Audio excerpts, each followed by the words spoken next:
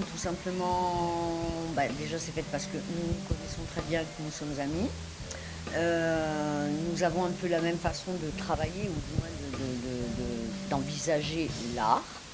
Et pour que les gens comprennent, nous avons décidé de commencer par une partie donc dessin, pour amener les gens vers la peinture et la sculpture, puisque c'est la base je dirais, de l'art pictural. On commence par le dessin avec Antoine. Ensuite, il y a les peintures, y compris le dessin avec moi. Et la sculpture qui est en fait, je dirais, la finalité presque de notre exposition, quoi. Ma part là-dedans, d'abord je remercie Christine de m'avoir invité pour exposer avec elle. Et je crois que c'est vrai, c'est intéressant de partir donc, de la base de toute forme d'art qui est le dessin, en passant par la peinture, et ensuite on finalise par la sculpture. Puisqu'une sculpture, c'est des milliers de dessins sur 360 degrés. Oui, le dessin et la peinture sont en 2D et la sculpture est en 3D. Justement, les anciens disaient que le dessin s'écrivait avec le E, E-I-N, parce que c'est un projet, c'est un projet de l'esprit qui finit en fait souvent en dessin, après peinture, sculpture. Et je laisse volontairement, je dirais, la base du dessin, que les gens comprennent, même si parfois on arrive et qu'on a l'impression d'avoir affaire à une photo, lorsque l'on s'approche, on voit,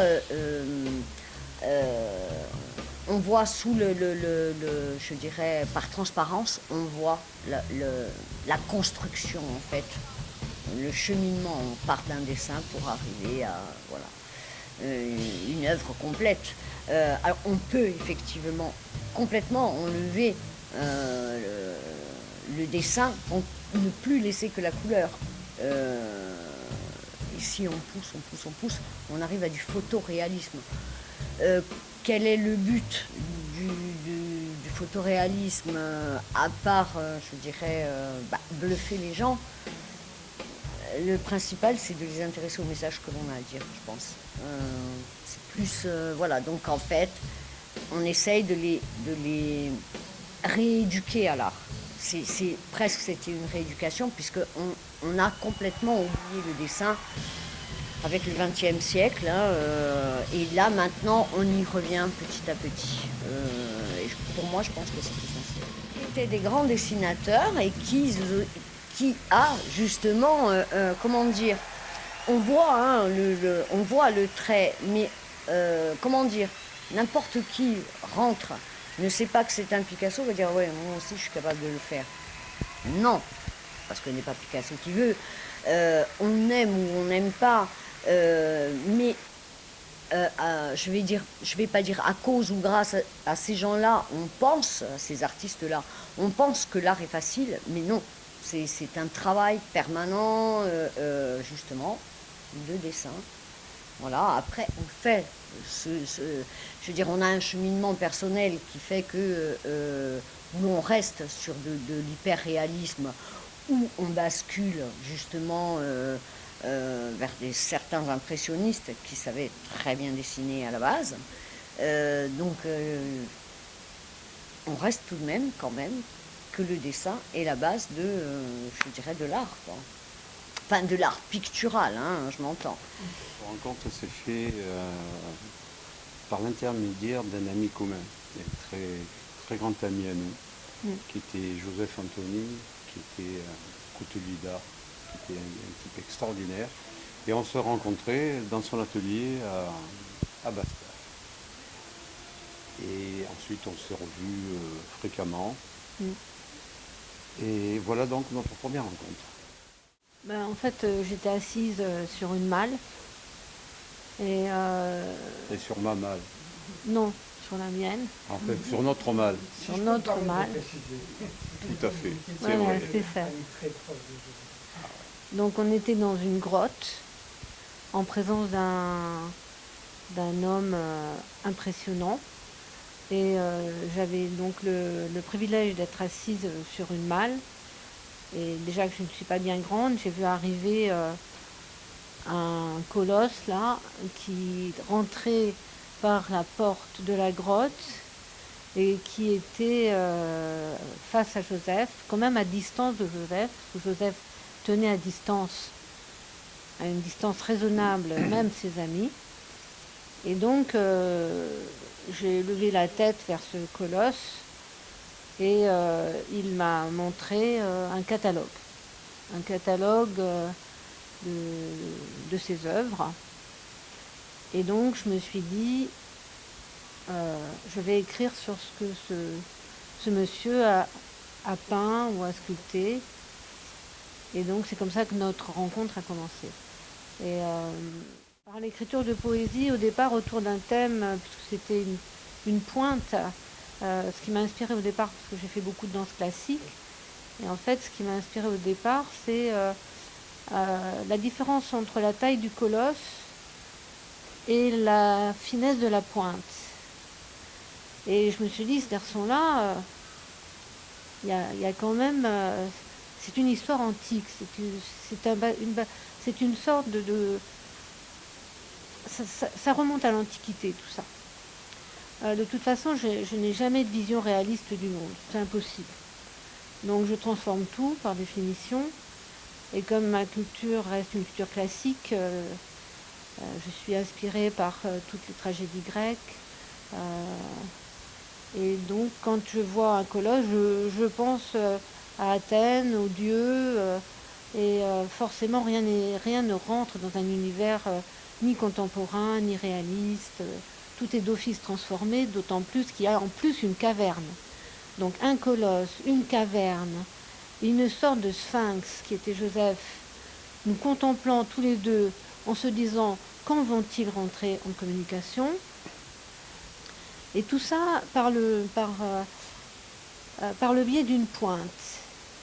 Donc une figure féminine simplifiée, dans la mesure où la pointe est finalement qu'une espèce de symbole de la femme, du pied de cette femme, du pied de la danseuse, qui a à la fois souffrance, fragilité, grâce, et qui incarne en soi toute la souffrance du monde, en fait.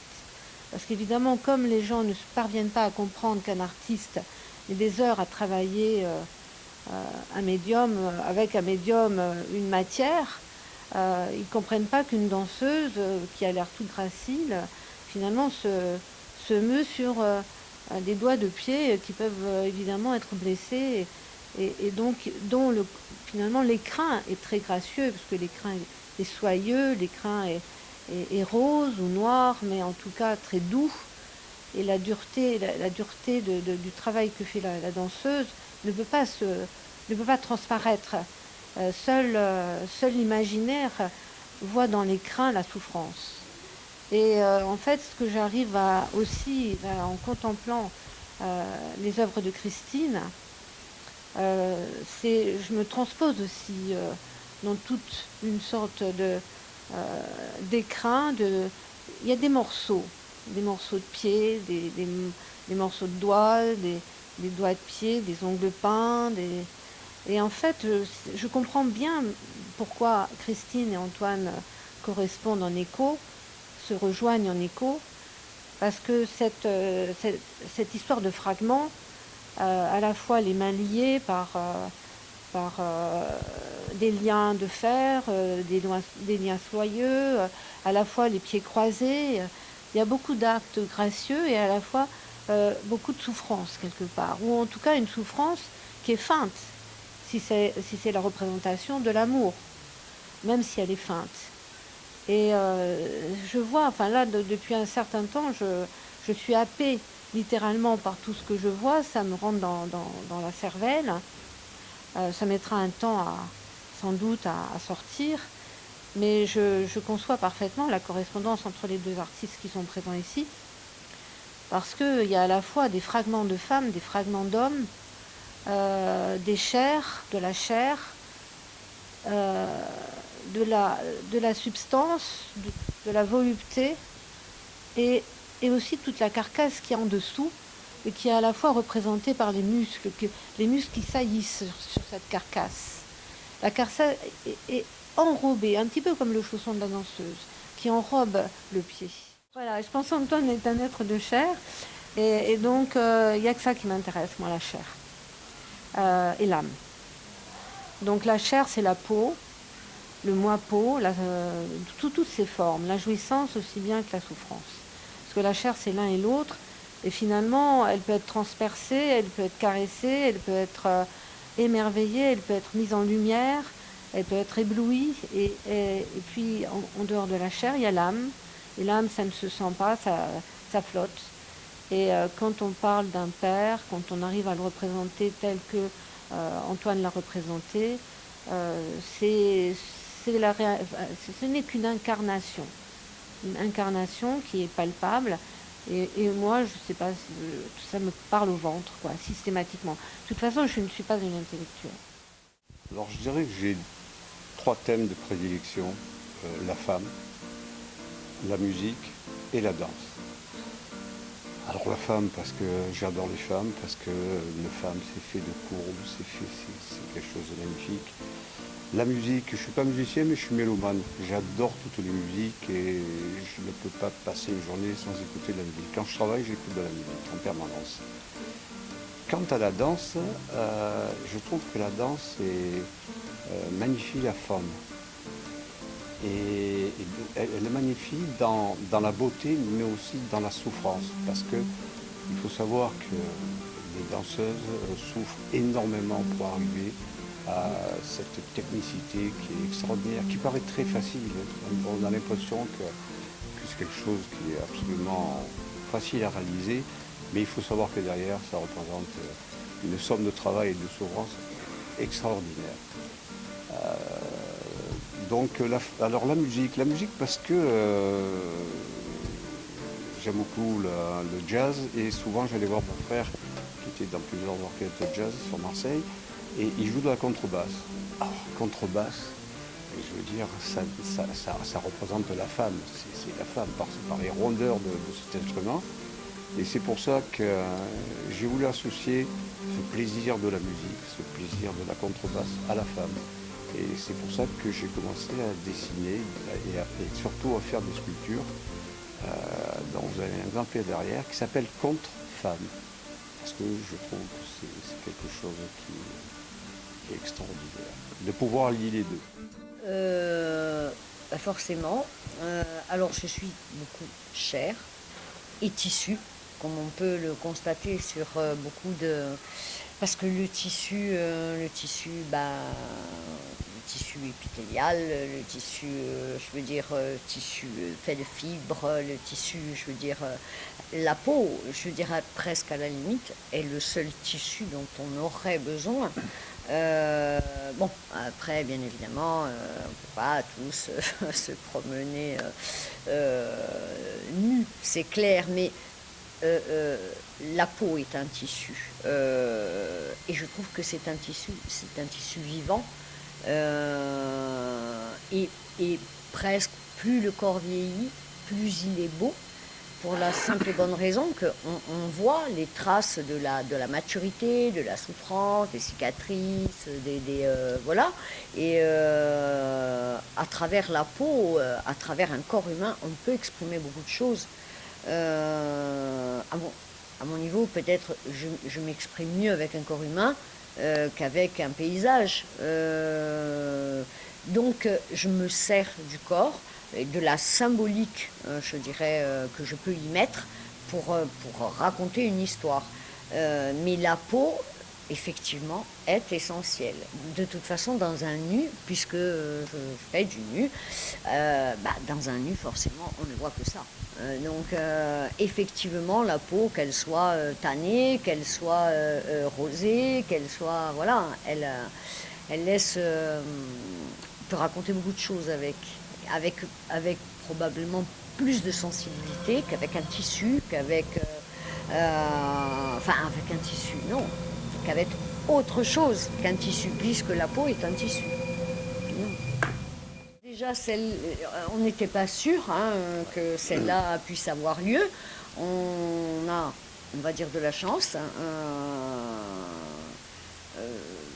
Maintenant, la prochaine, on verra. Voilà, ça dépendra en fait je dirais, de l'urgence sanitaire, tout simplement, hein, je pense. Tout à fait, oui. Puis et puis on verra aussi si on se supporte encore à la fin de la semaine. Non, mais on aime bien se gagner quand même. Oui, Et je crois que c'est ça qui oui, est... on aime bien se chamailler. Ça fait partie mais ça fait partie du tempérament d'artiste, Ouais. voilà. Mais oui, c'est toujours avec beaucoup de, voilà. Mais heureusement d'ailleurs. Je veux dire, c'est le bon côté des choses, on se chamaille, bon, surtout moi.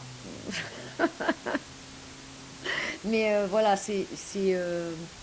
fait, mais on se complète. Voilà, l'amitié, c'est ça, c'est que on est complètement,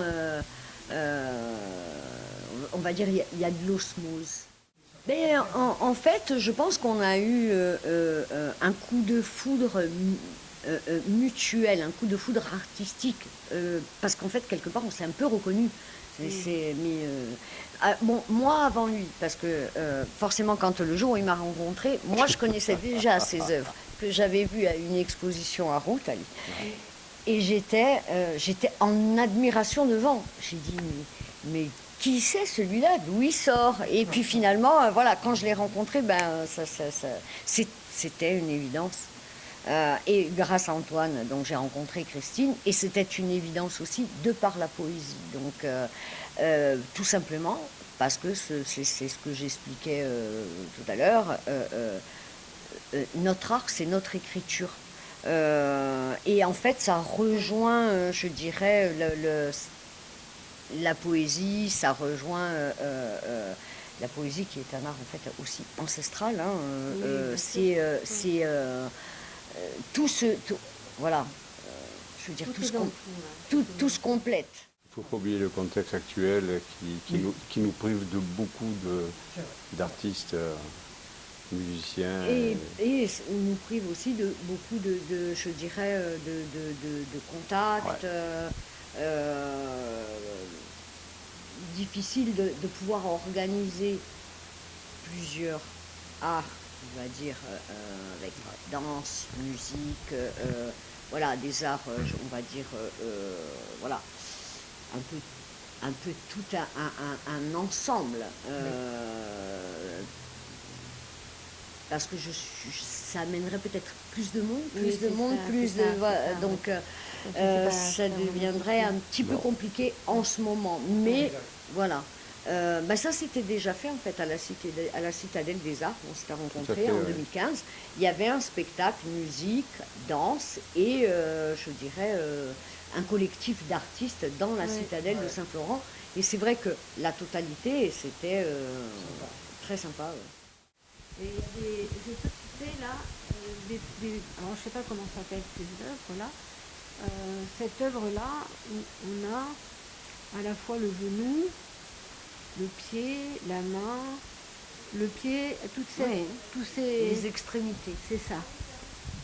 Toutes les extrémités. Mais c'est comme ça qu'elles s'appellent.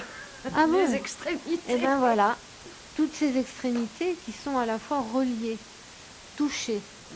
Le pied touche le genou, la main touche la main, le pied touche la main, et c'est d'abord le pied qui touche la main, c'est pas la main qui touche le pied.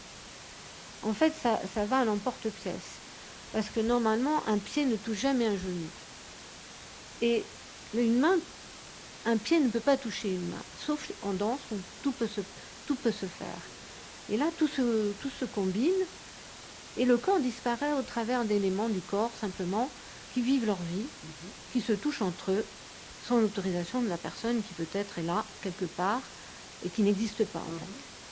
Sauf par cette espèce de ligne très souple, très fine, qui représente une cuisse, ou, j'imagine, la cuisse. Et en fait, dans ce tableau, on a à la fois cette cuisse, qui est à la fois charnelle, assez dodue, à la fois ce pied retourné. On a beaucoup ça chez les danseurs, quand on fait la position des pieds joints, et qu'on écarte justement de chaque côté du bassin les cuisses en relayant les jambes. Et là, on a cette finesse avec cette pureté musculaire de la jambe. Et là, ça devient plus de l'os, de la chair, que cette partie beaucoup plus charnue, beaucoup plus sensuelle de la cuisse.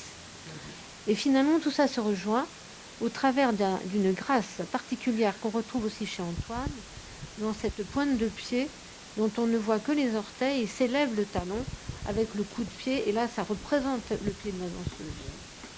Donc, il y a des choses comme ça qui évoquent... je peux faire plein de... Mais c'est des articulations. Oui. Ce sont des articulations qui en même temps sont composées dans un triangle. Le triangle, les 3 points, donc je veux dire l'équilibre.